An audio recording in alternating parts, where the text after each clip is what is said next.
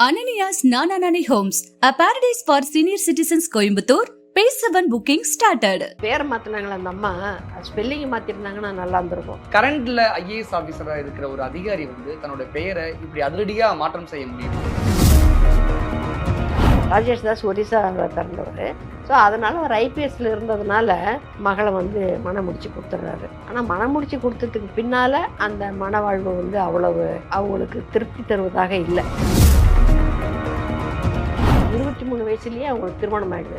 MBBS முடிச்சிருக்காங்க. அதுக்கு அப்புறமேல் தான் அவங்க வந்து ஐஏஎஸ் எழுதி பாஸ் பண்ணுறாங்க. ஜாயின் பண்ண உடனே அவங்களுக்கு வந்து பீகார் கேடர் போட்டுடுறாங்க. பார்த்தீங்கன்னா ஐஏஎஸ் ஐபிஎஸ் ஆஃபீஸர்ஸ்க்கெல்லாம் நீங்கள் படிச்சுட்டு வந்துட்டால் மட்டும் போதாது. அதுக்கப்புறம் நீங்கள் எந்த சேரில் உட்காடுறீங்கன்றதும் முக்கியமான விஷயமாக இருக்கும். அதுக்கெல்லாம் வந்து இந்த மாதிரி புல்லு புஷ்ஷு முன்னால் ஆள் பின்னால் ஆள் இதெல்லாம் இருந்தால் தான் வந்து நடக்கும். அவருடைய கணவர் பேர் நீக்கிட்டு அப்பா பேர் சேர்த்ததுக்கு கணவர் மேல இருந்த அதிருப்தி காரணமா அல்லது கணவர் செய்த செயலால் ஏற்பட்ட அவப்பெயர் இல்ல கெரியர் நெடுக ராஜேஷ் தாஸ் சர்ச்சைகளுக்கு உள்ளான ஒரு மனிதர். ஒரு பெரிய அளவுல சட்டம் ஒழுங்கு அதிகாரியின் பேர் எடுத்தவரும் அல்ல. கௌரவ பிரச்சனையா பாக்குறாங்களா கணவர் விஷயத்துல? பெண் எஸ்பி ஒரு ஐபிஎஸ் ஆஃபீஸர் அவங்க வந்து ஒரு புகார் கொடுக்குறாங்க. அது என்ன புகார்? ராஜேஷ் தாஸ் பார்த்து அடுத்ததாக இங்கிருந்து அடுத்த மீட்டிங்குக்கு போகும்போது நான் போவோம் பார்த்தீங்களா காரில், அதோட நீங்களும் வந்துடுங்க அப்படின்னு அந்த அம்மாவை வந்து கூப்பிட்டதாகவும், அந்த வண்டியில் ஏற சொல்லி அவர் வந்தார். அவர் வரும்போது காரில் வந்து அந்த பெண்ணுடைய கையை பிடிச்சாரு. அவருடைய அந்த மாதிரி எஃப்ஐஆரில் கொடுத்துருக்க செய்தி தான். அங்கே வந்து விரும்பத்தகாத நிகழ்ச்சிகள்லாம் நடந்தது. இந்த பொண்ணு மறுக்குது, இது சரியில்லைன்னு சொல்லுது. அவர் முன்னால் டிரைவர்கிட்ட ரியர் வியூ மிரரை மேலே தூக்கி விடு அப்படின்னு சொல்லிட்டு அவர் சொல்கிறாரு. அவர் சொல்லிவிட்டு அதுக்கப்புறம் இந்த பெண்ணுக்கிட்ட ஒரு அத்துமீற முயற்சிக்கிறார். ஒரு இவ்வளோ குற்றங்கள் பண்ணியிருக்காரு. ஆமாம். அவருடைய மனைவி ஒரு ஐஏஎஸ் அதிகாரி. அவங்களுக்கு எப்படி இவ்வளோ விஷயங்கள் தெரியாமல் மறைக்கப்பட்டது? வணக்கம் ma'am. IAS officer Beela Rajesh வந்து தன்னுடைய பேரை பீலா வெங்கடேசன் அப்படின்னு அதிரடியா மாற்றம் பண்ணியிருக்காங்க. கரண்ட்ல ஐஏஎஸ் ஆஃபீஸரா இருக்கிற ஒரு அதிகாரி வந்து தன்னோட பெயரை இப்படி அதிரடியா மாற்றம் செய்ய முடியுமா? இல்லை, அதான் நான் பார்த்தேன். நாடு ஒரே செழிப்பயர் திடீர்னுட்டு ஒரே நாளையில் இவ்வளோ செழிப்பாயிடுச்சு நம்ம நாடு. எதனாலன்னு பார்த்தேன். இந்த பெயர் மாற்றத்தால் தான் இருக்கும்னு தோணுது எனக்கு. அதான் அவங்களால மாற்றிக்க முடிஞ்சது என்ன? அந்த பெயரை மட்டும்தானே மாற்றிக்க முடியும். என்ன காரணம் மேம்? கரண்ட்ல ஐஏஎஸ் ஆஃபீஸரா இருக்கிற ஒருத்தர் ஏன் பேரை மாற்றணும் அப்படின்னு அவசியம் வந்துச்சு அவங்க? இல்லை, அதுதான் ஒரு அவசியமும் கிடையாது. அவங்க கணவர் மேலே ரொம்ப நீண்ட காலத்துக்கு பலவிதமான சிக்கல்களும் சர்ச்சைகளும் இருந்துக்கிட்டு தான் இருந்துச்சு. அதில் வந்து பாலியல் துன்புறுத்தல் புகார் தொடர்பான விஷயங்களும் வந்துச்சு. அந்த சமயத்துலலாம் அவர் வந்து அந்த பேரை மாற்றலை. அதை ஒரு கிரீடம் மாதிரி தான் தூக்கி சுமர்ந்தார் அப்போல்லாம். அது ஒரு பெரிய மரியாதைக்குரிய ஒரு விஷயமாக வச்சுருந்தார். அதுக்கெல்லாம் மாற்றலை. இப்போ அநேகமாக யாராவது நியூமராலஜிஸ்ட் சொல்லியிருப்பாங்கன்னு நினைக்கிறேன். அது அந்த மாதிரி ஏதாவது ஜாதக பொருத்தம் அது இது ஏதாவது பார்த்து, ஏன்னா அவங்க ரொம்ப அந்த மாதிரி ஆர்த்தோடாக்ஸெல்லாம் சிந்திக்கக்கூடியவங்க தான். இப்போ இந்த தையூரில் இருக்கக்கூடிய அந்த பங்களாவை கூட நிறைய பிராமின்ஸ் எல்லாம் ப்ரீஸ்ட்டுங்களெல்லாம் வச்சு தான் பூஜையெல்லாம் நடத்தி அப்படி தான் அவங்க வந்து புதுமனை பூ விழாலாம் நடத்தினாங்க. அதனால் அதிலெல்லாம் நம்பிக்கை உள்ள ஒரு பெண் தான். ஸோ அதனால் இன்னும் அவங்களுக்கு ஒரு 6 வருஷம் சர்வீஸ் இருக்குது. 6 வருஷம் சர்வீஸ் இருக்குது. இப்போ அவங்க சர்வீஸே நீங்கள் எடுத்துக்கிட்டீங்கன்னா அவங்கெல்லாம் வந்து இந்த அரண்மனை கோழி முட்டை அம்மியை உடைக்கும் அப்படின்னு சொல்லுவாங்க பார்த்தீங்களா? அந்த மாதிரி அவங்கெல்லாம் born with the silver spoon, இன்னும் சொல்லப்போனால் கோல்டன் ஸ்பூன்னு சொல்லணும். அவங்க அப்பா வந்து டிஜிபியாக இருந்து ரிட்டையர் ஆனார், எல்என் வெங்கடேசன் அப்படின்னு சொல்லிட்டு. எனக்கு ரொம்ப நல்ல மனிதர் அவர். ரொம்ப யாரையும் வந்து பல ஐபிஎஸ் அதிகாரிகள் வந்து அதிகார மமதையில் அவங்களுக்கு கீழே வேலை செய்கிறவங்கள அடிமைகள் மாதிரி நடத்துவாங்க, துன்புறுத்துவாங்க, தொல்லை கொடுப்பாங்க. அது மாதிரியெல்லாம் செய்யாத ஒரு அதிகாரி அப்படின்னு சொல்லி அவர் பேர் வாங்கியிருந்தார். வெங்கடேசன் அதிகாரி பீலா ராஜேஷோட தந்தை வெங்கடேசன். அதுதாங்க அந்த பேரை மாற்றினாங்களா அந்த அம்மா, ஸ்பெல்லிங்கை மாற்றிருந்தாங்கன்னா நல்லா இருந்திருக்கும். ஏன்னா BWELN, ஏன்னா அவங்க கட்டாயமாக எல்என் வெங்கடேசன் வந்து இப்போ அந்த குழந்தைக்கு பேர் வைக்கும்போது அவர் வந்து பியூலான்னு தான் வச்சுருப்பார். பியூலா அப்படின்னு சொன்னால் அது ஒரு ஹீப்ரு நேம்லேருந்து வரக்கூடிய ஒரு பெயர். பியூலா அப்படின்னு சொன்னால் ஒரு ஆச்சரியப்பட்டவள், திருமகள், ஒரு அந்த மாதிரியான அர்த்தம் அது வரும். மணமகள், திருமகள், இந்த மாதிரி அர்த்தம் வரக்கூடிய ஒரு பேர். அதை எப்படியோ அந்த அட்மிஷன் போடும்பொழுது இது மாதிரி பல அழகிய பேர்களை வந்து ஸ்பெல்லிங் மாற்றி போட்டு விட்ருவாங்க. அது மாதிரி போட்டு விட்டாங்க. அந்த அம்மா பேர் மாற்றிருக்கும்போது கையோட அதையும் மாற்றிருந்துருக்கலாம். ஸ்பெல்லிங்கை மாற்றிருந்துருக்கலாம். இந்த திருமணத்தை காதல் திருமணம்னு சொல்கிறாங்க. பட் ஆனால் இது அவரே முன்னின்னு பார்த்து ஒரு ஐபிஎஸ்காரர் தனக்கு மாப்பிள்ளையாக வரணும் அப்படின்னு பிரியப்பட்டு அந்த மாதிரியாக அதுக்கு சமயத்தில் அதுக்கு தோதாக, ஏன்னா இவருக்கு இந்த பொண்ணுக்கு 23 வயசு, எம்பிபிஎஸ் முடிச்சுட்டு இருக்குது வீட்டில். ராஜேஷ் தாஸ் ஒரிசாவில் பிறந்தவர். அவர் வந்து அவர் ஸ்டடி வைஸ் அகாடமிக்கலி பிரில்லியன்ட்டு, அதில் ஒன்றும் சந்தேகம் கிடையாது. ஏன்னா 25 வயசுக்குள்ளார அவர் டபுள் எம்ஏ ஆர்ட்ஸ் முடித்து, அப்புறம் எம்ஏ ஃபிலாசபி முடித்து, அதுக்கப்புறம் வந்து யூபிஎஸ்சியில் பரீட்சை எழுதி ஐபிஎஸ் செலக்ட் ஆகி வர்றாரு. ஸோ அந்த மாதிரி அகாடமிக்கலி பிரில்லியன்ட் பர்சன் தான் ராஜேஷ் தாஸ். ஸோ அதனால் அவர் ஐபிஎஸ்சில் இருந்ததுனால இவர் வந்து பேசி மகளை வந்து மனம் முடித்து கொடுத்துட்றாரு. ஆனால் மனம் முடித்து கொடுத்ததுக்கு பின்னால் அந்த மன வாழ்வு வந்து அவ்வளவு அவங்களுக்கு திருப்தி தருவதாக இல்லை. எப்படி மேம் அந்த முதல் 5, ஏன்னா அப்போ நிறைய பிரச்சனையெல்லாம் நடந்தது. ஈவன் கோர்ட்டுக்கெல்லாம் கூட போகிறேன்னாங்க, போலீஸ்க்கு வந்தாங்க. அவங்க 2 பேருக்கும் நடந்த பிரச்சனையில் அந்த சமயத்தில் இவர் ராஜேஷ் தாஸ் மேலே எல்என் வெங்கடேஷன் ரொம்ப கோபமாக இருந்தார். ஆனால் அந்த இவர் வந்து நான் தமிழ்ஸ ஐபிஎஸ்லேயே பார்த்தீங்கன்னாக்க தமிழ் பேசாத பிற ஸ்டேட்லேருந்து வரக்கூடிய அதிகாரிகள் இருக்கிறாங்களே, அவங்க வந்து ஒரு குழுவாக செயல்படுறது உண்டு. அப்படியான ஒரு குழு செயல்பட்டு தான் ராஜேஷ் தாஸை அன்னைக்கு காப்பாற்றி விட்டாங்கன்னு சொல்லணும். இல்லை விட்டாக்க இவங்க கொடுத்த புகாரின் அடிப்படையில் நடவடிக்கை எடுத்திருந்தாக்க ராஜேஷ் தாஸுக்கு ரொம்ப சிக்கல்லாம் வந்திருக்கும். இந்த பாலியல் வழக்குல சொல்றீங்களா? இல்லை இவங்க குடும்ப பிரச்சனை இல்லையே, கணவன் மனைவி பிரச்சனை. ஆமாம், பிரச்சனை இல்லையே. அதனால இது கிட்டத்தட்ட முடிஞ்சு போச்சு அப்படின்னு தான் எல்லாரும் நினைச்சாங்க. அந்த அளவுக்கு போச்சு, உச்சகட்டத்தில் போச்சு. 2 பேர் நடுவில் வந்து சமரசமெல்லாம் பேசிகிட்டு இருந்தாங்க. அப்படி தான் இருந்தது. அப்போ தான் வந்து பியூலா வந்து நீ வந்து இந்த யூபிஎஸ்சியில் இருக்கிற இந்த ஐபிஎஸ் அப்படின்ற ஒரு இதில் தானே நீ வந்து இப்படி எல்லாம் நடந்துக்கிற, இது நான் படித்தேன்னா நான் வர முடியாதா, இது பெரிய விஷயமா, நான் வந்து காட்டுறேன் பாரு அப்படின்றது மாதிரியாகத்தான் பேசி இவங்க வந்து அந்த எக்ஸாமை எழுதி பாஸும் பண்ணாங்க அப்படின்னு சொல்லி ஒரு பேச்சு. அதில் பியூலாவுடைய வாழ்க்கையில் அவங்களுடைய கெரியர் கிராஃப் எடுத்துக்கிட்டிங்கன்னா ரொம்ப அதிசயங்கள் நடந்த ஒரு கெரியர்னு சொல்லணும் அவங்க கெரியரை. ஏன்னா அவங்க வந்து ஐஏஎஸ் பாஸ் பண்ணுறாங்க. பாஸ் பண்ண உடனேயே அவங்க ஏற்கனவே திருமணமான பெண்ணு, 23 வயசுலேயே அவங்களுக்கு திருமணம் ஆகிடுது. எம்பிபிஎஸ் முடிச்சிருக்காங்க, முடித்த உடனே திருமணம் ஆகிடுது. அதுக்கு அப்புறமேல் தான் அவங்க வந்து ஐஏஎஸ் எழுதி பாஸ் பண்ணுறாங்க. 97 வந்து அவங்க ஜாயின் பண்ணுறாங்க. ஜாயின் பண்ண உடனே அவங்களுக்கு வந்து பீகார் கேடர் போட்டுடுறாங்க. இந்த ஐஏஎஸ் ஐபிஎஸ்சில் நீங்கள் பார்த்தீங்கன்னா இந்த கேடர் போடுறதுன்றது இருக்குது பார்த்தீங்களா, அது ஒரு லாட்ரி கிடைக்கிற மாதிரி. நீங்கள் இங்கே உங்கள் தமிழ்நாட்டில் இருந்து அந்த ஆண்டு தேர்வாகி போகிறவங்க முதல் ரேங்காக இருந்தாக்க வரலாம் தமிழ்நாட்டுக்கு. இப்போ நான்லாம் அந்த மாதிரியான ஒரு மெரிட் பேசிஸில் தான் தமிழ்நாட்டுக்கு திருப்பி வந்தேன். அல்லது தமிழ்நாட்டிலேருந்து போகக்கூடிய எஸ்சி பட்டியல் இனத்தவராக இருந்தாக்க அவங்க வந்து இங்கே வரலாம். மிச்சம் உள்ளவங்களை எல்லாத்தையும் வச்சு ஒரு இது மாதிரி சொல்லட்டி அதில் வந்து யார் பேருக்கு நேராக எந்த ஸ்டேட் வருதோ அங்கே அனுப்பிச்சி விட்ருவாங்க. மெக்கானிக்கலாக தான் அது, யாரும் அதில் வந்து இன்ஃப்ளூயன்ஸ் பண்ணவே முடியாது. அது சொல்லுவாங்க, அந்த கேடர் கொடுத்தாச்சின்னு சொன்னால் கேடர் மாற்றுறது அப்படிங்கிறது பிறந்த குழந்தைக்கு செக்ஸ் மாற்றுற மாதிரியான விஷயம். அவ்வளோ கஷ்டம். இப்போ பியூலா கேஸில் என்ன நடந்தது அப்படின்னா, பியூலா வந்து பீகாருக்கு அவருக்கு போஸ்டிங் போடுறாங்க.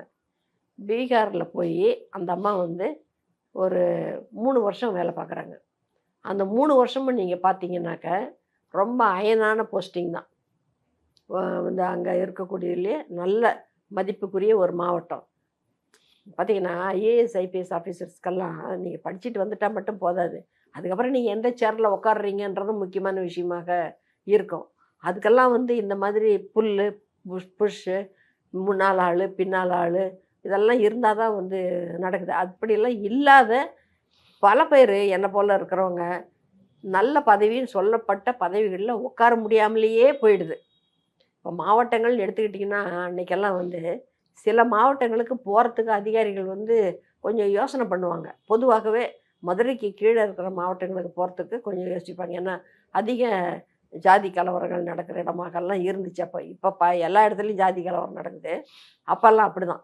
ஸோ அதனால் அங்கே போஸ்டிங் வாங்கிறதுக்கு போட்டாங்கனாலே பயப்படுவாங்க போகிறதுக்கு. இந்த பக்கம்னாக்கா உங்களுக்கு சௌரியமாக, கோயம்புத்தூர் போகிறதுன்னா ஆசையாக போவாங்க, ஈரோடு போகிறதுன்னா விருப்பமாக போவாங்க, அந்த மாதிரி எல்லாம். அதுபோல் இந்த அம்மாவும் பீகாருக்கு போன போது அங்கே வந்து ரொம்பவும் எல்லாரும் விரும்புகிற ஒரு டிஸ்ட்ரிக்ட்டு. அந்த டிஸ்ட்ரிக்டில் தான் இந்த அம்மாவை போஸ்டிங் போட்டு சப் கலெக்டராக வச்சுருக்காங்க. ஸோ அங்கே ஒரு 3 இயர்ஸ் இருக்காங்க. அந்த 3 இயர்ஸை முடிச்சுட்டு அங்கேருந்து தமிழ்நாட்டுக்கு ஒரு டியூட்டி போட்டுக்கிட்டு வந்துடுறாங்க. இங்கே வந்து அசிஸ்டன்ட் கலெக்டர் வேலையிலேருந்து அடுத்த ஒரு 4 வருஷம் தமிழ்நாட்டில் தான் இருக்காங்க. தமிழ்நாட்டில் இருக்கும்போதும் நீங்கள் பார்த்தீங்கன்னாக்கா முக்கியமான துறைகள் தான், முனிசிபல் அட்மினிஸ்ட்ரேஷனு, எஜுகேஷன். ஸோ இந்த மாதிரி துறையில் தான் இருக்காங்க. ஏன்னா இங்கேயும் வந்து ஐஏஎஸ் ஆஃபீஸர்ஸுக்கும் டம்ப் பண்ணுற மாதிரியான ஏராளமான துறைகள்லாம் இருக்குது. அந்த மாதிரி துறைகள்லாம் அவங்க போகலை.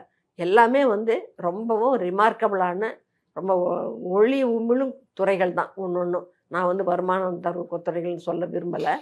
ஒளி உமிழும் துறைகள் தான். அந்த மாதிரி நல்ல துறைகள்னு பேர் வாங்கின அந்த துறைகளில் தான் அந்த அம்மா இருக்கிறாங்க. இதுக்கப்புறம் என்ன ஆகுதுன்னாக்கா, பீகாரை வந்து பிரித்து ஜார்க்கண்டாக ஆக்குறாங்க. அப்போ இவங்கள வந்து ஜார்க்கண்ட் கேடருக்கு போயிடுறது இவங்களுடைய பேர். உடனே ஜார்க்கண்டுக்கு போன உடனே அங்கே வந்தாகணுன்றாங்க. ஸோ உடனே அங்கே போய் மறுபடியும் ஒரு 2 வருஷம் அங்கே இருக்காங்க ஜார்க்கண்டில். திரும்பவும் பார்த்தீங்கன்னாக்கா அந்த ஜார்க்கண்ட்லேயும் ஒரே இடத்துல கலெக்டராக தன்பாத் அப்படின்ற ஊர், அது மிக முக்கியமான ஒரு ஊர் இதுக்கு ஜார்க்கண்டில். அந்த ஊரில் தான் கலெக்டராக இருக்காங்க. அப்புறம் அதே ஊரில் முனிசிபல் கமிஷனராக இருக்கிறாங்க, அதே தன்பாத்தில். ஸோ அந்த இடத்துல நான் அந்த இடத்துல மட்டும் ஒரு 3 வருஷம் வேலை பார்த்துட்டு திருப்பி அங்கேருந்து டெபுடேஷன் வாங்கிக்கிட்டு தமிழ்நாட்டுக்கு வந்துடுறாங்க. அதுக்கு வந்ததுக்கு பின்னால் இங்கே வந்து இங்கே எதுக்கு வர்றாங்கன்னா, இதுக்கு ஹேண்ட்லூம்ஸ் எக்ஸ்போர்ட் கார்பரேஷனில் வேலை செய்கிறேன்னு வர்றாங்க. வந்துட்டு கிட்டத்தட்ட ஒரு 7 வருஷம் அதே போஸ்ட்டில் இருக்கிறாங்கங்க. எங்கேயாவது நடக்குமா? 3 வருஷம் தானே பொதுவாக இருப்பாங்க. இருக்கிறாங்க. ஏன்னா அதுக்கிடையில் அந்த போஸ்டிங் வந்து முதல்ல வந்து எம்டியாக வர்றாங்க, அதுக்கப்புறம் கமிஷனர் ஆகிறாங்க. அதனால் கண்டினியூஸாக இருக்கிறாங்க 7 வருஷம். இருந்தாலும் எம்டியாக தானே இருந்தாங்க 3 வருஷம், அப்புறம் கமிஷனராக தானே இருந்தாங்க 3 வருஷம் அப்படின்ற மாதிரியாக. அந்த மாதிரி வந்து இங்கே இருக்கிறாங்க. இங்கேருந்து திருப்பவும் ஜார்க்கண்டுக்கு போகிறாங்க. ஒரு ஷார்ட் பீரியட் அங்கே இருக்கிறாங்க. அங்கே இருந்துட்டு அதுக்கப்புறமேல கேடர் சேஞ்சே வாங்கிக்கிட்டு இங்கே வந்து சேர்ந்துடுறாங்க. வந்துட்டு அதுக்கப்புறமேல தான் இப்போ இது வரைக்கும் இங்கே இருந்துகிட்ருக்காங்க. இங்கேயும் வந்ததுக்கும் நீங்கள் பார்த்தீங்கன்னாக்க, வந்த உடனே இந்த மெடிசின், ஹெல்த்து, சுகாதாரத்துறையோட இது லாக்டவுன் வர்றாங்க. இது வர்றாங்க நம்மளுக்கு. அதுக்கு முன்னாலேயுமே அவங்க அதில் தான் இருக்காங்க. அப்போ ஹெல்த் செக்ரட்டரி ஆகிறது தான் வந்து அந்த கோவிட் டைமில் ஹெல்த் செக்ரட்டரி ஆகிறாங்க. அப்போ தான் வந்து அவங்க ரொம்ப பிரபலமாகறாங்க. ஏன்னா டெய்லி டிஎம்எஸ்சில் வந்து அந்த டேட்டா கொடுப்பாங்க. அப்புறம் பார்த்திங்கனாக்கா வந்து நம்ம ஒரு அமைச்சர் விஜயபாஸ்கர் இருந்தார், அவர் முதல்ல கொடுத்துட்டு இருந்தார். அதுக்கப்புறமேல இந்த அம்மா வந்து கொடுக்க ஆரம்பித்தாங்க. அப்புறம் வந்து பத்திரிகைகளில் ஆக்சுவலாக இவங்க கொடுக்குற அந்த டேட்டா வந்து கொஞ்சம் சரியாக இல்லை, கொஞ்சம் அதில் குளறுபடிகள் இருக்குதுன்ற மாதிரி அவங்க சொன்னாங்கன்னு சொல்லிவிட்டு அவங்கள விட்டுட்டு இப்போ சண்முகமே வந்து அதை செய்ய ஆரம்பித்தார். இந்த மீன் டைம் விஜயபாஸ்கர் மேலே நிறைய புகார்கள் வந்தது. அதில் வந்து இந்த கோவிடில் வந்து பல ஊழல்கள் செஞ்சிட்டாருன்னுட்டும் அதுக்கு இவங்க துணை போனாங்கன்ற மாதிரியெல்லாம் எல்லா பத்திரிகையெல்லாம் எழுதுனாங்க. ஆனால் அதுக்கப்புறமேல் தான் இவங்களை வந்து கிருஷ்ணகிரி மாவட்ட கோவிட் தடுப்பு அதிகாரியாக அனுப்பிச்சி விட்டாங்க. அது வந்து கொஞ்சம் வருத்தமாக இருந்துச்சு. எதனாலன்னா, இப்போ ஸ்டேட் லெவலில் பார்த்துட்டு ஒரு டிஸ்ட்ரிக்ட் லெவலில் போகணுன்னாக்க வந்து கொஞ்சம் சங்கடமாக இருந்திருக்கும். பட் ஆனால் அது சில தினங்கள் தான் நீடிச்சது.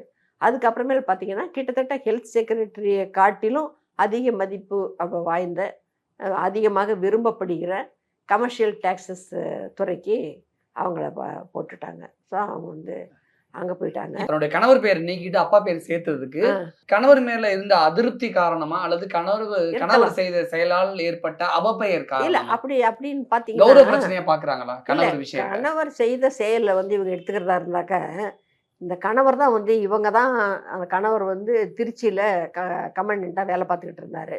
அவர் கமாண்டண்டா வேலை பார்த்துக்கிட்டு இருக்கிற சமயத்துல இந்த அம்மா இந்த மாதிரி ஜார்க்கண்டுக்கும் இங்கேக்கும் பீகாருக்கும் இங்கேக்கும் இப்படி மாறி மாறி வந்துக்கிட்டு போயிட்டு இருப்பாங்க பார்த்தீங்களா. அதில் ஏதோ ஒரு ஷார்ட் பீரியடு லீவ் எடுத்திருக்காங்க போல்.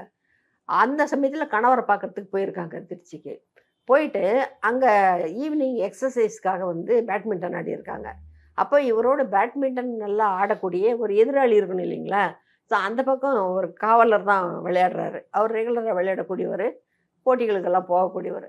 அவர் தான் விளையாடுறாரு. அவர் கூட வந்து இந்த அம்மா விளையாடிட்டு இருக்காங்க. அப்போது அந்த காவலருடைய நண்பர் ஒருத்தர் அதே கிரவுண்டில் வாக்கிங் போகிறாரு. எதுக்குன்னா அவருடைய துணைவியார் வந்து கர்ப்பமாக இருக்கிறாங்க. பொதுவாக கர்ப்பமாக இருக்கிற பொண்ணுங்களெல்லாம் வாக்கிங் போக சொல்லி டாக்டர்ஸ் அட்வைஸ் பண்ணுவாங்க. அதுக்காக வேண்டி அவர் கூட்டிகிட்டு போயிட்டு இருக்கிறாரு. அவருக்கு வந்து இந்த பியூலாவை பார்த்தாக்க இந்த பியூலா வந்து கமாண்டருடைய ஒய்ஃப் அப்படின்ற மாதிரியாக நினைக்கிறேன். நான் முன்ன பின்ன பார்த்ததில்ல. திடீர்னு பார்த்தாக்க யாரோ ஒரு லேடியோட இந்த காவலர் பேட்மிண்டன் விளையாடிட்டு இருக்குது. அந்த காவலர் வந்து இவருடைய நண்பர், யாரோ அந்த கர்ப்பஸ்திரியுடைய நண்பர். அவர் வந்து தன்னுடைய நண்பன் அப்படின்ற முறையில் அவர்கிட்ட ஏதோ கிண்டலாக பேசியிருக்கிறார். ஏதோ ஒரு தப்பான வார்த்தையை சொல்லி, உனக்கு இந்த மாதிரி ஏதோ ஜோடி சேர்ந்துருச்சு, நீ ஆடுற பிரமாதமாக இருக்குது ஜோடின்ற மாதிரி என்ன சொன்னார்னு தெரில அப்படின்னு ஒரு வார்த்தை சொன்னார். சொன்ன உடனே இவங்களுக்கு கோவம் வந்துடுச்சு. இவங்க வந்து உடனே போய் தன்னுடைய கணவர்கிட்ட சொன்னாங்க அப்படின்ட்டு. அவர்கிட்ட சொன்ன உடனேயே அவர் வெளியில் வந்து ராஜேஷ் தாஸ் புரட்டி எடுத்துட்டார். யார்? அந்த காவலர். அவர் காவலர் இவர் கொடுத்த அடியில் அந்த காவலர் பிழைப்பார். ஏன்னா காவலர் கை உயர்த்தவே முடியாது. அவர் வந்து பேசிவாக வாங்கிக்க தான் வாங்கிக்கிறாரு. ஸோ அந்த மனைவி வந்து கூட வந்தாங்கல்ல, அந்த கருவுற்ற மனைவி, அந்த அம்மா போய் இவர் காலை பிடிச்சிக்கிட்டு அழுதாங்கன்னு சொல்கிறாங்க. விட்டுடுங்க, செத்துருவார், இதுக்கு மேலே வந்து பண்ணாதீங்க அப்படின்ட்டு. இந்த விஷயத்தை சுற்றி இருந்த காவலர்கள் வந்து அரசின் கவனத்துக்கு கொண்டு போய் பெட்டிஷனெல்லாம் எழுதி, ஒரு காவலர் சாதாரணமாக அவருடைய நண்பராக இருக்கக்கூடிய காவலர்கிட்ட ஒரு வார்த்தை சொன்னார், இதுக்காக வேண்டி இப்படி அவரை நடத்தலாமா அப்படின்ட்டு அதில் ஒரு விசாரணை வந்து அதில் சஸ்பெண்ட் ஆனார். அதுக்கப்புறமேலு வேற ஒரு இடத்துல வேலை பார்த்துக்கிட்டு இருக்கும் பொழுது அங்கே இருந்த ஒரு பெண் டிஎஸ்பி அவங்கக்கிட்ட வந்து இவர் ஏதோ அத்துமீறலை செய்ய போக அந்த பெண்ணே அடித்ததாகவும் தகவல் உண்டு. அந்த பெண் அதிகாரி வந்து பீலா ராஜேஷோடைய கணவரை கன்னத்தில் அரைஞ்சிட்டாங்களா? ஆமாம், தாக்கினாங்க. எப்படி அரைஞ்சாங்களா உதச்சாங்களா என்ன? ஏன் இவர் என்ன பண்ணாரு அதுக்கு? இல்லை, இவர் தான் பாலியல் அத்துமீறல் பண்ணாருன்றது தான் பண்ணி அவங்க வந்து அடித்து அது வந்து ஒரு வழக்காகி. ஆனால் என்னன்னு கேளுங்க, இப்போ எப்படி இந்த அந்த அம்மா பெண் அதிகாரி தான் ஐஏஎஸ் அதிகாரி? இல்லை இல்லை இல்லை அது வேற அதிகாரி இல்லை, அது பல காலத்துக்கு முன்னால் நடந்தது. இவர் சர்வீஸ் எஸ்பியாக இருந்தபோது நீங்கள் சொல்கிறீங்களே அது கணவருடைய பெயர் தனக்கு வரக்கூடாதுன்னு மாற்றிக்கிட்டாங்கன்னுட்டு. அப்படி மாற்றிக்கிறதா இருந்தாக்க முதல் முறையாக சஸ்பெண்ட் ஆகுறாரு இல்லை திருச்சி இன்சிடெண்ட்டுக்காக, அப்போ வரலையா பேர். அப்புறம் அடுத்ததாக இந்த பெண் அதிகாரி வந்து இவர் எஸ்பியாக இருக்கும்போது அடித்து தகராறுலாம் பண்ணி அதுவே பெரிய விஷயமாக ஆயிருக்கும். ஆனால் அது நிறைய பேர் கவனத்துக்கு போகாமல் படிக்கி அதை ஒரு மாதிரியாக சமரசம் பேசி அழுத்தி மூடி அதை விட்டுட்டாங்க. அப்போல்லாம் வந்து பெண்களுக்கே வந்து இவ்வளோ அவேர்னஸ் இல்லை.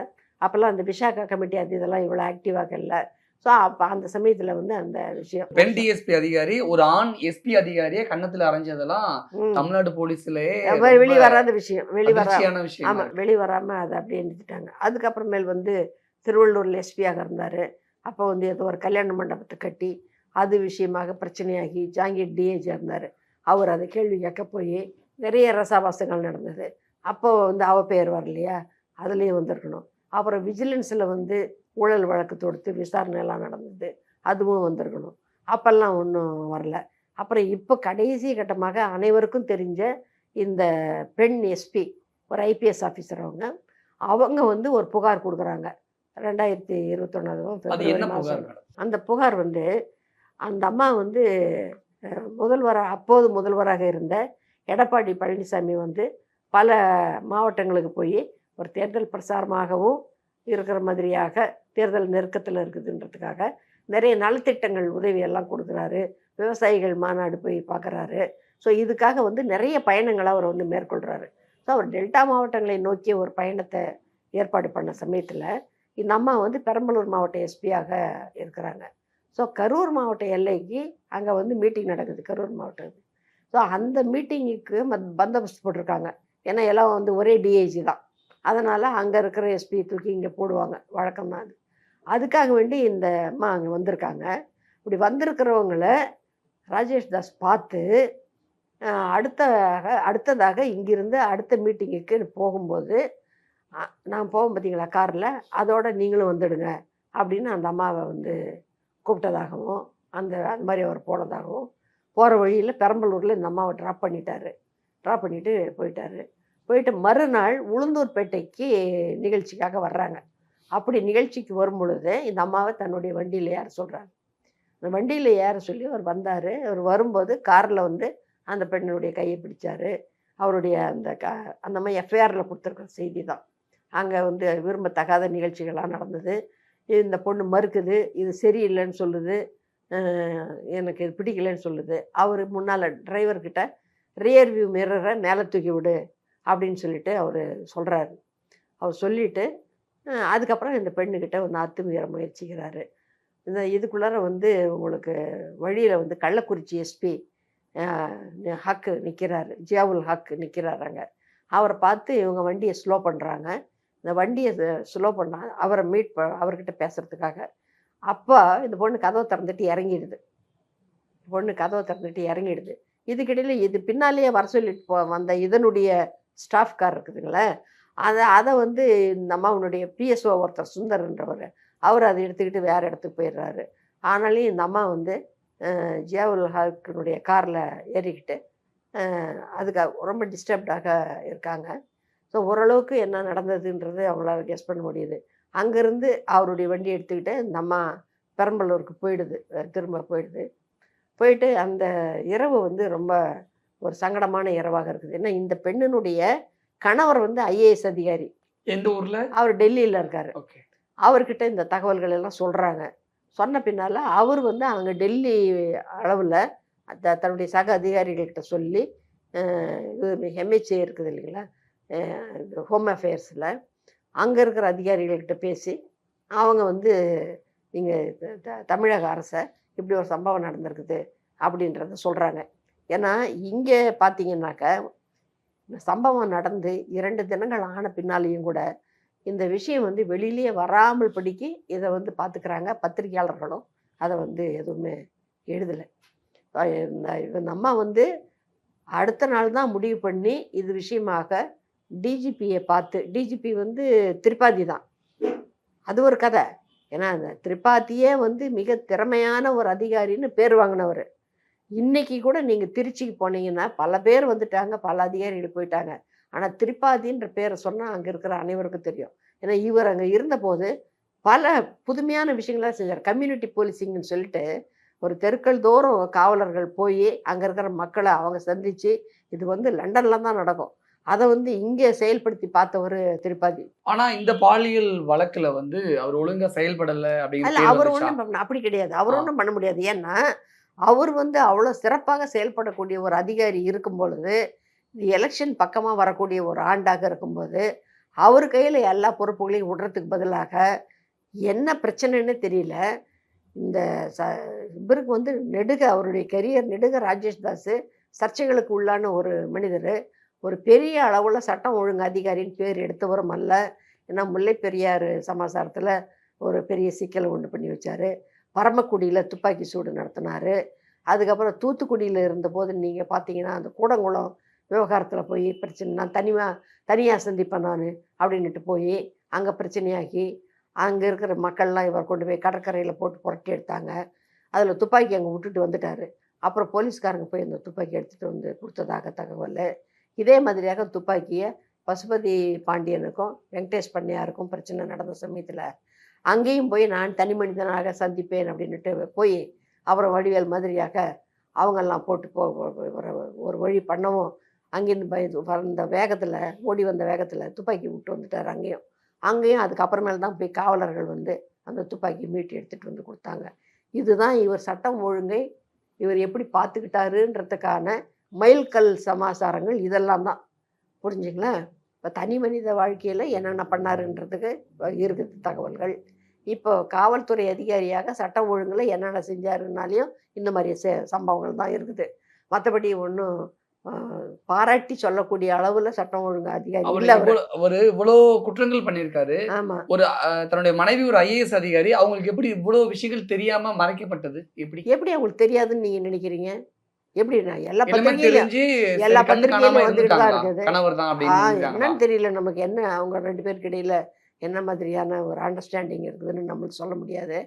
ஆனா இவ்வளோ நடந்ததுக்கு பின்னால அவரை கொண்டு வந்து வழக்கமில்லாத வழக்கமாக ஒரு ஸ்பெஷல் டிஜி, என்ன இங்கே எப்படி பழக்கம் அப்படின்னா டிஜி ஒருத்தர் இருப்பார், டிஜிக்கு கீழே அடிஷ்னல் டிஜி லாண்ட் ஆர்டர் தான் இருப்பாங்க. அதுதான் காலகாலமாக இங்கே தமிழ்நாட்டில் மரபு. அந்த மரபை உடைச்சி இவரை வந்து ஸ்பெஷல் டிஜியாக ஆக்கி அங்கே உட்கார வைக்கிறாங்க.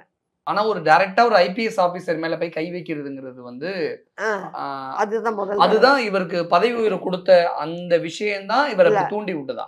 கரெக்ட். இப்போ நீங்க சொல்றீங்களே இது, ஏன்னா வழக்கம் இல்லாத வழக்கமாக ஒரு மரபை உடைத்து தன்னை வந்து ஒரு டிஜிபிக்கு நிகரான இடத்துல உட்கார வச்சா, இந்த மாதிரி ஒரு ஸ்டேட்டில் வந்து இவர் சீஃபாக இருக்கக்கூடிய ஹெச்ஓபிஎஃப்னு சொல்லுவாங்க, head of the police force, அப்படியாக கருதப்படுற ஒரு லாண்ட் ஆர்டர் டிஜி தான்.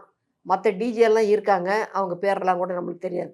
ஒருத்தர் வந்து சீருடை பணியாளர் வாரியத்தில் இருப்பார், ஒருத்தர் ஊழல் கண்காணிப்பு துறையில் இருப்பார், ஒருத்தர் ஹவுசிங் போர்டில் இருப்பார். அந்த மாதிரி வெவ்வேறு இடங்களில் இருப்பாங்க. அவங்க பேர்கள் கூட மக்களுக்கு வந்து தெரியாது. அப்படியான இடத்துல தான் வந்து அடுத்து வரக்கூடிய டிஜிபியை போடுறது வழக்கம்.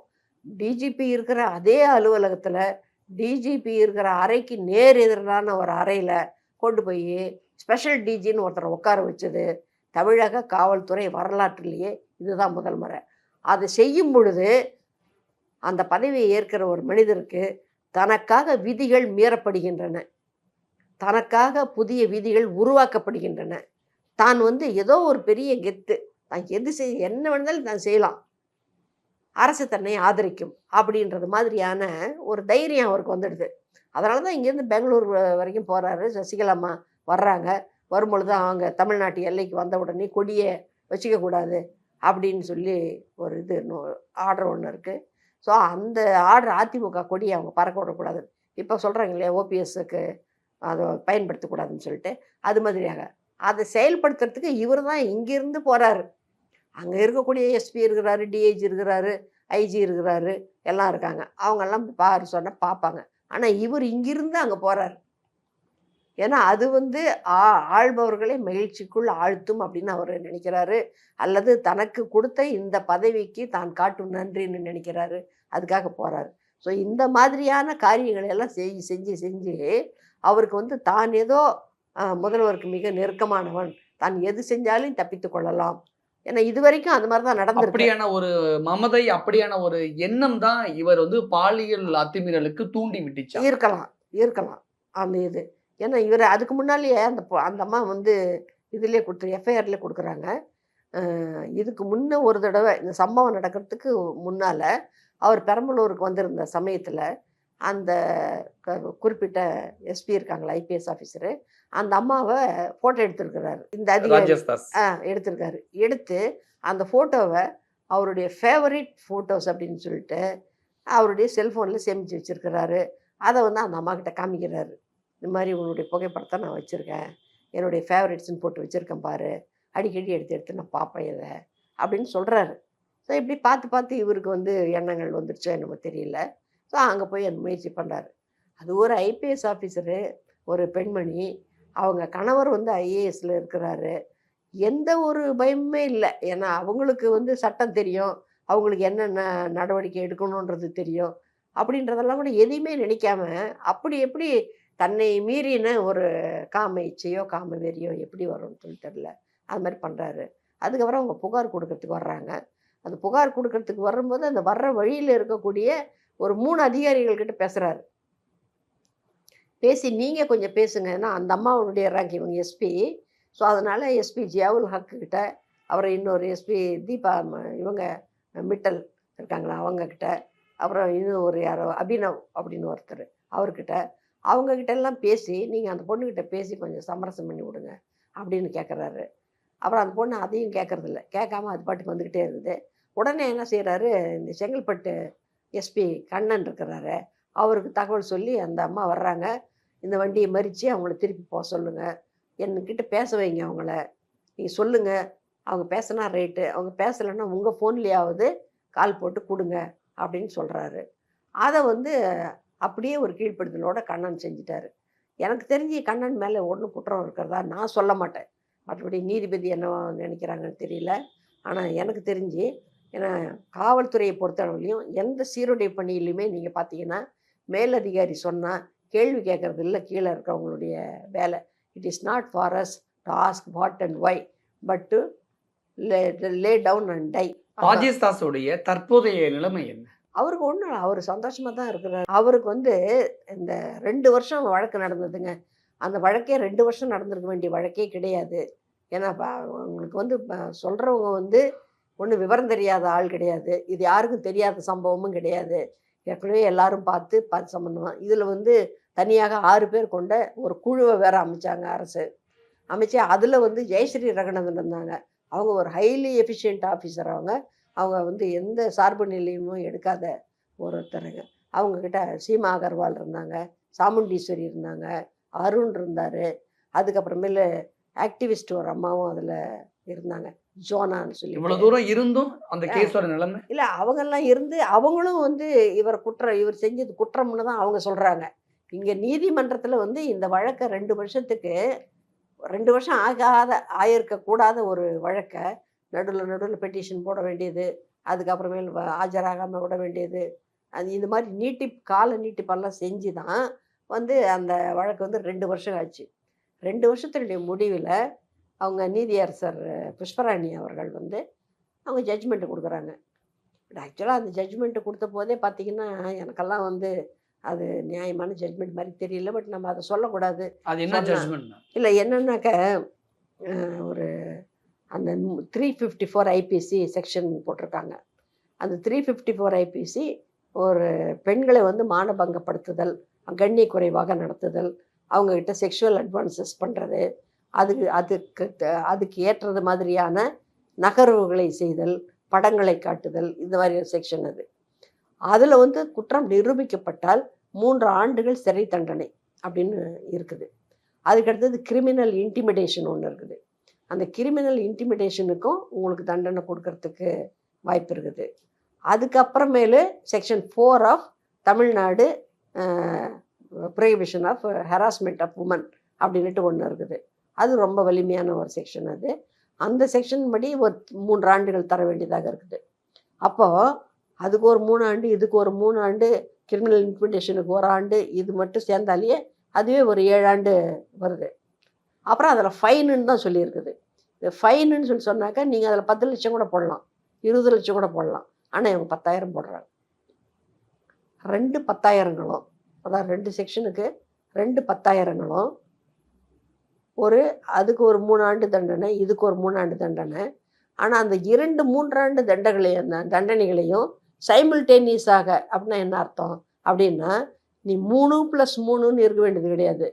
ஒரு 3 இருந்தாலேயே அந்த இன்னொரு 3 அதில் அப்ளை பண்ணிக்கலாமா அப்படின்ற மாதிரி தான் கொடுத்தாங்க. அந்த தண்டனையை கொடுத்தா அந்த தினத்திலேயே அவருக்கு வந்து பெயில் வழங்கப்பட்டது. 30 நாட்களுக்குள் நீங்கள் வந்து ஹைகோர்ட்டில் அப்பீல் பண்ணிக்கலாம் அப்படின்னு சொல்லிட்டு. ஸோ இப்போ அது வந்து அப்பீல் பண்ணாங்க. ஹைகோர்ட்டில் வந்து என்ன பண்ணாங்கன்னு தெரியல. ஸ்டேட் கவர்மெண்ட் வந்து இது வந்து சொல்லப்பட்ட இழைக்கப்பட்ட அநீதிக்கு ஏற்ற தண்டனை அல்ல அப்படின்ட்டு இவங்க அப்பீல்கள் போயிருந்திருக்கணும். ஆனால் போன மாதிரியாக எனக்கு தகவல் இல்லை. ஒரு பாலியல் வழக்கில் கணவர் தப்பிச்சிட்டாரு, ஆனால் கணவர் தண்டனை அனுபவிக்கலை அப்படின்னு தெரிஞ்சும் இந்த நேரத்தில் எல்லாமே நடந்து முடிஞ்சதுக்கு அப்புறம் இப்போ ஏன் அதுதான் அதாவது நீங்கள் தான் எது எடுத்தாலையும் நீங்கள் இந்த மாதிரி அர்த்தம் பண்ணிக்கிறீங்க. இப்போ கூட பார்த்தீங்கன்னா இதே ராஜேஷ் தாஸுக்கு ஒரு சில வாரங்களுக்கு முன்னால் கம்பல்சரி ரிட்டையர்மெண்ட் என்ன டிபார்ட்மெண்டல் என்கொயரி ஒன்று நடந்தது. நான் சொன்னேன் இல்லைங்களா, ஒரு 60 குழு அவங்க அறிக்கையை தந்தாங்க. அதனுடைய அடிப்படையில் இவருக்கு வந்து குற்றப்பத்திரிகை தரப்பட்டது. அந்த குற்றப்பத்திரிகை இது வந்து எங்களுடைய துறை ரீதியான நடவடிக்கை. அந்த துறை ரீதியான நடவடிக்கையின் முடிவில் இவருக்கு வந்து கம்பல்சரி ரிட்டையர்மெண்ட்டுன்னு கொடுத்துருக்காங்க. இப்போ இந்த கம்பல்சரி ரிட்டையர்மெண்ட் கொடுத்தா அதுக்கப்புறம் சில தினங்களில் அவர் ஆட்டோமேட்டிக்காகவே ரிட்டையர் ஆகிறாரு. புரியுதா உங்களுக்கு? அப்போ சில தினங்களுக்கு முன்னால் இந்த கம்பல்சரி ரிட்டையர்மெண்ட்டை போய் ஏன் கொடுக்கணும்? இவங்க உண்மையாகவே அவர் செஞ்சது ஒரு பெண்மணி, ஒரு ஐபிஎஸ் ஆஃபீஸர்னாக்க ஒன்றும் கொம்புன்னு சொல்ல வரல நான். ஆனால் ஒரு சட்டம் தெரிந்த, கட்டாயமாக தன் மேல் எதிர்வினை புரியக்கூடிய ஆற்றல் உள்ள ஒரு நபர் அப்படின்னு தெரிஞ்ச அந்த அம்மா மேலே கையை வச்சு இவ்வளோ பெரிய பிரச்சனையெல்லாம் பண்ணக்கூடிய ஒரு மனிதர். இந்த மாதிரியான நபர்களுக்கு கடுமையான தண்டனையை கொடுத்தாதான் இப்படியான எண்ணங்கள் உள்ள மற்ற அதிகாரிகளுக்கு, மற்ற துறையில், காவல்துறைன்றது கிடையாது, மற்ற பல இடங்களில் இது நடந்துக்கிட்டு தான் இருக்குது. பத்திரிகை துறையில் நடக்குது. இப்போ நம்ம இவர் மேலே அக்பர் அமைச்சராக இருந்தார், அவர் மேலே ரமணின்றவங்க கொடுத்தாங்க. திரைத்துறையில் நடந்துக்கிட்டு இருக்குது. இப்போ சின்மயி வந்து வைரமுத்து மேலே கொடுத்தாங்க. அந்த மாதிரி துறைதோறும் இந்த தொல்லை நடந்துக்கிட்டே தான் இருக்குது. இது பெண்களுக்கு வந்து பெரிய இடையூறாக இருக்குது. இது எல்லாத்துக்குமே ஒரு பாடம் கற்பிச்சது மாதிரி இருந்திருக்கணும். ஆகவே இவங்க உண்மையாகவே தண்டிக்கணும்னு நினச்சிருந்தாங்கன்னா டிஸ்மிஸ் தான் பண்ணியிருக்கணும். இப்போ நீங்கள் அது கம்பல்சரி ரிட்டைர்மெண்ட் பண்ணதுனால அவருக்கு கிடைக்க வேண்டிய பென்ஷனோ அல்லது அந்த அவருக்கு கிடைக்க வேண்டிய மற்ற பணங்கள் கொடை எல்லாம் இருக்குல்ல, அதெல்லாம் ஒன்றும் பிரச்சனையே இல்லாமல் அவருக்கு போய் சேரும். இதில் என்ன அதிரடி இருக்குங்க? உடனே பார்த்தீங்கன்னா பத்திரிகை செய்தியிலையும் சரி, யூடியூபர்களும் சரி, உடனே ஆமுதா அதிரடி. இதில் என்ன அதிரடி இருக்குது? நான் சொல்கிறது உங்களுக்கு புரியுதா இல்லைங்களா? இது ஒரு தண்டனையா? இது தண்டனைன்னு சொல்ல முடியாது. அப்படியே மெதுவாக வலிக்காத மாதிரி நான் கூட்டுறேன், நான் உனக்கு வந்து நான் உன்னை அடிக்கிறேன், நீ வந்து அழுவாத மாதிரி சத்தம் போடு அப்படின்னு சொல்லிக்கிற மாதிரியாக ஒரு விஷயத்தை பண்ணியிருக்காங்க. இது ஏன் பண்ணீங்க அப்படின்னு சொல்லிட்டு எந்த ஊடகமும் கேள்வி எழுப்பலை. ஆனால் இதையும் அதிரடின்னு தான் சொல்கிறாங்க. அது மாதிரி நடக்கக்கூடிய விஷயங்கள் எல்லாமே ஊடகங்கள் பார்க்கிற பார்வை அப்படின்றது ஒரு விதமானதாக இருக்குது. எனக்கு தெரிஞ்சு இந்த பீலா ராஜேஷ் கணவருடைய புகழ் மங்க தொடங்கி விட்டது, கணவர் வந்து ஓய்வு பெற்று விட்டார் அப்படின்றது மாதிரியான விஷயங்களை மனசில் வச்சுக்கிட்டு அவங்க வந்து பேர் மாற்றிருப்பாங்கன்னு எனக்கு தோணலை.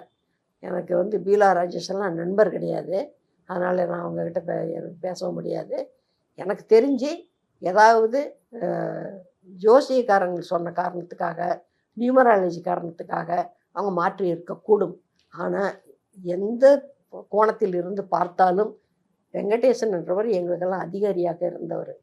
அது நம்ம பீலா வெங்கடேசனாக இருப்பது ரொம்ப சௌரியமானது, மதிப்புக்குரியது அப்படின்னு தான் நான் நினைக்கிறேன். ஒரு ஐஏஎஸ் அதிகாரியாக இருந்துக்கிட்டு பேர் மாற்றும் போது நிறைய ஆவணங்களில் மாற்ற வேண்டி இருக்குமே, அதெல்லாம் சாத்தியமான விஷயங்கள் தானா? ஒன்றும் ஆவணம் என்ன ஆவணம் இருக்குது? அவங்களுடைய பர்சனல் ஃபைல் ஒன்று இருக்கும், அவ்வளோதான். ஸோ அதில் வந்து அவங்க பேரை மாற்றணும் தான்.